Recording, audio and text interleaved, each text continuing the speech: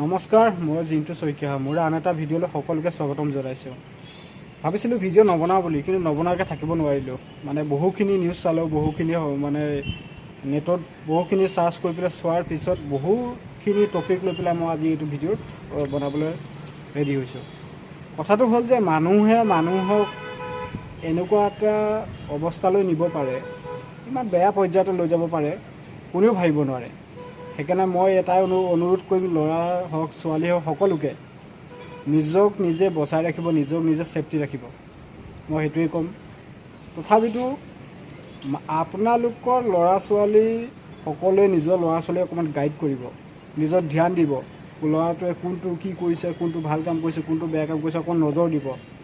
আপোনালোকে নিজে গম নাপালে মাক দেউতাক হিচাপে লগৰবিলাকৰ মানে মুখেৰে শুনিব, তেওঁলোক কেনেকুৱা স্কুলত কলেজত কেনেকৈ থাকে, কেনেকুৱা আচাৰ ব্যৱহাৰ। মাষ্টৰসকলকো আনকি সুধিব পাৰে আপোনালোকে, তেওঁ মানে কি কৰি ভাল পায়, কেনেকৈ থাকে, পঢ়া শুনা কৰে নকৰে, ক্লাছত যায় নাযায়, সকলো বিচাৰ আপোনালোকে কৰিব পাৰে এইটো।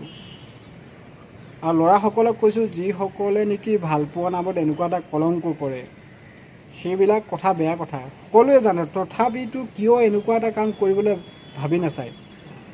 অলপ ভাবিব লাগে। আৰে মানুহহে এনেকুৱা এটা মানে ক'বলৈ গ'লে মাৰ্ডাৰ হৈছে ন ৰীতা শইকীয়া। কিয়? আপোনাৰ কাৰণে যিজনে মাৰ্ডাৰ কৰিছে বা যিজনে ৰক্তাক্ত কৰিছে সেইজনৰ কাৰণেতো হৈছে, বেলেগটো কাৰণ একো নাই।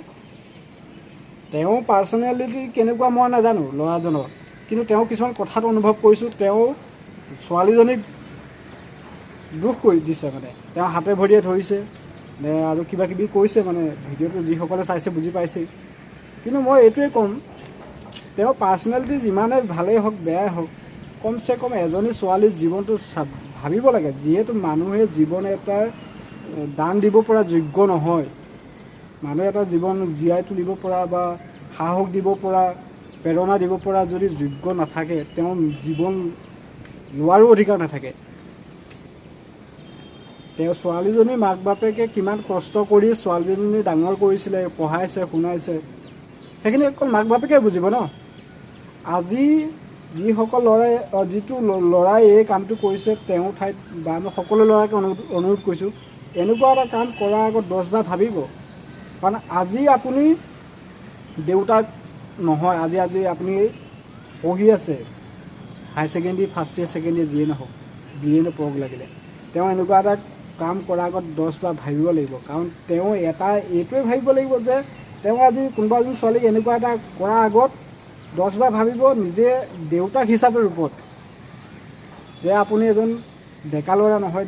এনেকুৱা এটা কাম কৰাৰ আগত 10 বাৰ ভাবিব যে ডেকা ল'ৰা নহয়, তেওঁ দেউতাক হিচাপে তেওঁ নিজকে দেউতাকৰ জেগাত যোগ্য কৰি তুলিবও লাগিব। তুলি তেওঁ নিজে ভাবিব লাগিব যে মই এনেকুৱা এটা কাম কৰাৰ আগত যদি মই ভাবোঁ, মই যদি এজন দেউতাক হিচাপে মোৰ ছোৱালী, আজি যদি আপুনি বিয়া পাতে, আপোনাৰ ছোৱালীজনী যদি এনেকুৱা এটা হয়, কোনোবাই বিচাৰিব নেকি? মই হ'লেও বিচাৰিম নেকি নিজৰ বাপেকটো হিচাপে? গতিকে আজি আমি ল'ৰা অৱস্থাত আছোঁ, আজি আমি বিয়া পতা নাই, সেইটো স্বাভাৱিক কথা। কিন্তু আমিতো এদিন বিয়া পাতিম, বিয়া পাতিলে আমাৰ ল'ৰা ছোৱালী, আমাৰ সন্তানটো হ'বই। গতিকে আমাৰ ল'ৰাটোক বা ছোৱালীজনীক আমি কেনেকৈ সুস্থ কৰি ৰাখিম, আমি বাপেকবিলাকহে বুজিম। গতিকে তেওঁ যিজনে ল'ৰা এনেকুৱা কৰিছে, তেওঁতো এদিন বাপেকেই হ'ব, যদি ভালে কুশলে থাকে। বাপেকে যদি হয়, তেতিয়াতো বুজিব লাগিব ন। তেতিয়া নিজৰ মাইণ্ডটো চেঞ্জ কৰিব হ'ব লাগিব।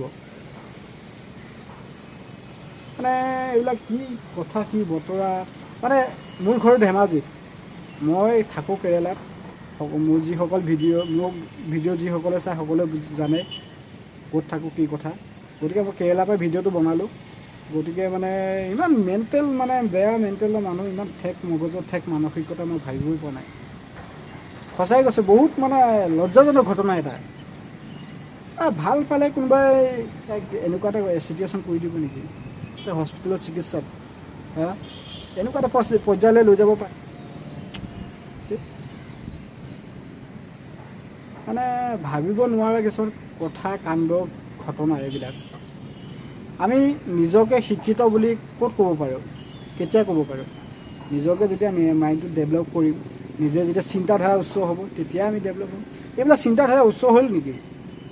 আৰু তাতে ল'ৰাজনে যি কাণ্ড কৰিছে, ল'ৰাজনে বোলে তাতেই কাম কৰি থাকে, সেইখন কলেজতে কাম কৰে তেওঁ। সেই কাম কৰা যিয়ে নকওক, সেইটো মই ক'বলৈ নাযাওঁ। কিন্তু তাতে থাকি তেওঁ সেইখন কলেজতে কাম কৰি সেইখন কলেজে ছোৱালীজনী ভাল পালে, সেইটো ডাঙৰ কথা নহয়। তেনেকুৱা বহুতে ভাল পায়, কিন্তু তেওঁ ভাল পালে বুলি এনেকুৱা এটা পৰ্যায়লৈ যাব লাগেনে? তেওঁ কি মানসিকতা নাই? তেওঁ কি মন মগজ একো বুদ্ধি বিবেচনা একো নাই নেকি? একদম মানে থাৰ্ড ক্লাছ আৰু ফাল্টু এইবিলাক। এইজনক সঁচাকৈ মোৰ অনুভৱ, মোৰ যিটো বিচাৰধাৰা, এইজনক ফাঁচি দিব লাগে। এজন মানুহ যিহেতু জীৱন দান দিব নোৱাৰে, তেওঁৰ জীৱন লোৱাৰ অধিকাৰ নাই, তেওঁক ফাঁচি দিয়া বাহিৰে একো কাম নাই। এনেকুৱা ঘটনা কিমান মানে চাই আমনি লাগি যায় আমাৰ অসমখনৰ বিষয়ে, বিশেষকৈ অসমত। আমাৰ অসমত কিয় এনেকুৱা হয়? মানুহবোৰৰ মেণ্টেলিটি সঁচাই দেই, বহুত বেয়া, বহুত বেয়া। ঠিক আছে, এইটো ভিডিঅ'ৰ পৰা ইমানতে বিদায় লৈছোঁ। সকলোৱে ভিডিঅ'টো ভাল পালে লাইক, কমেণ্ট, শ্বেয়াৰ, ছাবস্ক্ৰাইব কৰিব, আৰু ভাল পালে অকণমান শ্বেয়াৰ কৰি দিব, 10জনে যাতে জানক। আৰু ছোৱালীসকলক কৈছোঁ, বিশেষকৈ ছোৱালীসকলে যাতে ল'ৰা এটা ভাল পাওঁতে একদম 100 বাৰ চিন্তা কৰে। ল'ৰা এটা কোনোবাই প্ৰপ'জ দিলে, কোনোবা এটা ব্ৰেকআপ দিলে, কোনোবাই সেইবোৰ পিছৰ কথা, কিন্তু যি কৰে চাই চিন্তি ভাবি চিন্তি 100 বাৰ ভাবি চিন্তি কামবিলাক কৰিব। আৰু জীৱন এটা হয় ভাই, মানুহৰ জীৱন এবাৰেই পায়, দুবাৰ নাপায়। গতিকে মানুহটোৱে জীয়াই থাকিবলৈ চেষ্টা কৰা নাযায়, কেনেকৈ শান্তিৰে জীয়াই থাকিব পাৰি, কেনেকৈ দুনীয়াখন উপভোগ কৰিব পাৰি। আৰু ছোৱালী হ'ল বুলি তাক মাৰি দিব কথা আছে নেকি? গতিকে ছোৱালীবিলাকক কৈছোঁ 100 বাৰ চিন্তা কৰিব, আৰু ল'ৰাবিলাকক কৈছোঁ ছোৱালীৰ জীৱনটো এনেকৈ ধ্বংস কৰাৰ আপোনাৰ অধিকাৰ নাই, নকৰিব।